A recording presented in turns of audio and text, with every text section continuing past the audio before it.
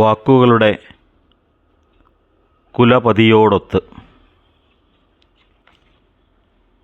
കോഴിക്കോട് നഗരം ഒരിക്കലും അപരിചിതമായി തോന്നിയിട്ടില്ല.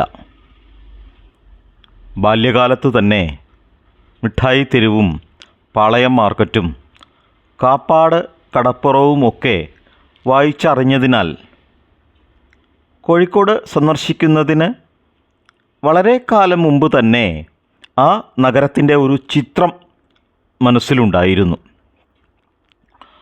സുഹൃത്തുക്കൾ സമ്മാനിച്ച കോഴിക്കോട് അലുവയുടെ മധുരം നുകരുമ്പോഴും പയ്യോളിയിലെ കടപ്പുറത്ത് ദൂരങ്ങൾ കീഴടക്കാനുള്ള അഭിനിവേശത്തിൻ്റെ വളർച്ച അറിയുമ്പോഴും കോഴിക്കോട് നഗരത്തോടുള്ള എൻ്റെ സ്നേഹം ഏറി വരികയായിരുന്നു. 11ാമത്തെ വയസ്സിൽ ആദ്യമായി കോഴിക്കോട് സന്ദർശിക്കുമ്പോൾ സങ്കല്പത്തിലെ നഗരത്തെ തൊട്ടറിഞ്ഞ ആശ്ചര്യമായിരുന്നു അനുഭവപ്പെട്ടത്.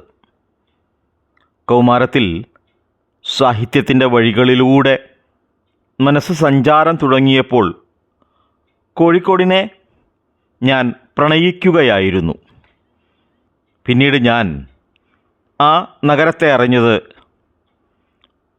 വാക്കുകൾ കൊണ്ട് മലയാള സാഹിത്യത്തെ വിസ്മയിപ്പിച്ച MTയുടെയും പാത്തുമ്മയുടെ ആടിനെ ഒരു വിഷാദമോഹനമായ മധുരകാവ്യമായി കണ്ട ബഷീറിലൂടെയും നിതാന്ത യാത്രികനായിരുന്ന SK പൊറ്റക്കാട്ടിലൂടെയും തൻ്റെ പ്രഭാഷണങ്ങളിലൂടെ ഘനഗംഭീരമായ സാഗരഗർജനങ്ങളെ സൃഷ്ടിച്ച അഴീക്കോട് മാഷിലൂടെയും കവിത തുളുമ്പുന്ന അനശ്വര ഗാനങ്ങളെഴുതിയ ഗിരീഷ് പുത്തഞ്ചേരിയുടെയും മലയാള സിനിമയിൽ തൻ്റേതായ കയ്യൊപ്പ് ചാർത്തിയ സംവിധായകൻ രഞ്ജിത്തിലൂടെയും ആയിരുന്നു.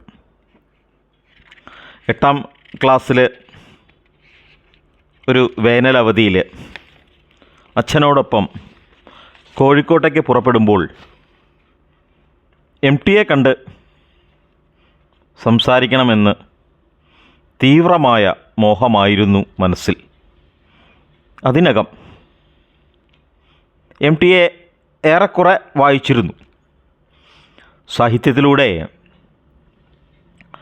സർഗാത്മകതയുടെ പരാഗരേണുക്കൾ നിറച്ച് ജീവിതത്തെ മനുഷ്യത്വപരമായി നിർമ്മിച്ചെടുക്കുകയും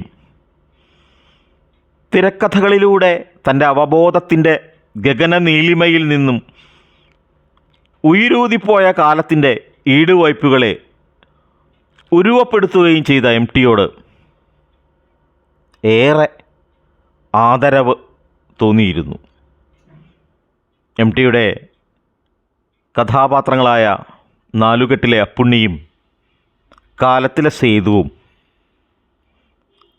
അസുരവിത്തിലെ ഗോവിന്ദൻകുട്ടിയും ഇരുട്ടിൻ്റെ ആത്മാവിലെ വേലായുധനുമെല്ലാം മനസ്സിനെ കീഴ്പ്പെടുത്തിയിരുന്നു. തിങ്ങി നിറഞ്ഞ തീവണ്ടിയിൽ അപരിചിതൻ്റെ സഹതാപം കൊണ്ട് ലഭിച്ച സീറ്റിലിരിക്കുമ്പോൾ ഞാൻ തിരിച്ചറിഞ്ഞു ജീവിതാനുഭവങ്ങളുടെ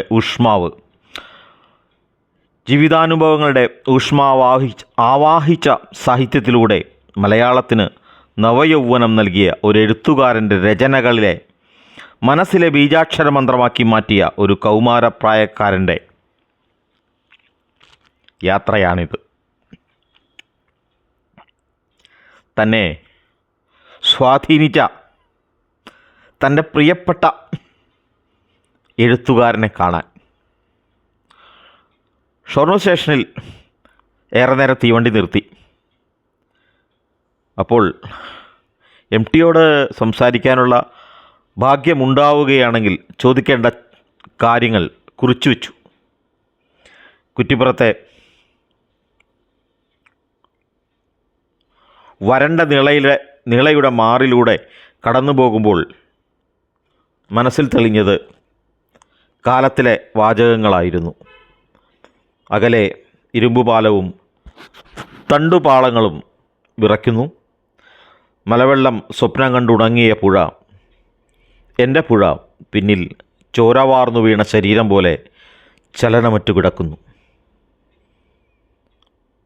പാർട്ടി കോൺഗ്രസിൻ്റെ സമ്മേളനങ്ങളും ശില്പങ്ങളും ലഘു ലേഖകളും ജനങ്ങളുടെ രക്തം തിളപ്പിച്ചിരുന്ന ഏപ്രിൽ മാസത്തിലെ ഒരു പകലാണ് ഞങ്ങൾ കോഴിക്കോട് വന്നിറങ്ങിയത്.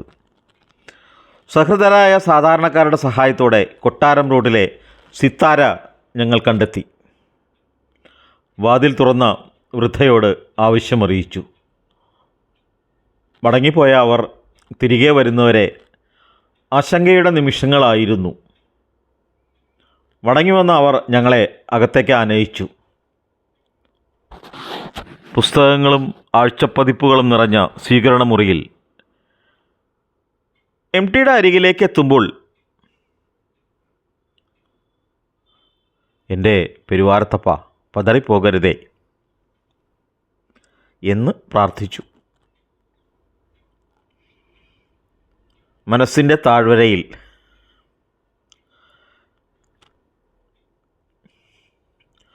കഥകൾ കൊണ്ട് കണ്ണാന്തളിപ്പൂക്കൾ വിരിയിച്ച എം ടി സംസാരിച്ചു തുടങ്ങിയപ്പോൾ വലിയൊരു യാഥാർത്ഥ്യവുമായി ഞാൻ പൊരുത്തപ്പെടുകയായിരുന്നു. ചോദ്യങ്ങളിലേക്ക് കടക്കുവാൻ വലിയ താമസമുണ്ടായില്ല. തുടരും.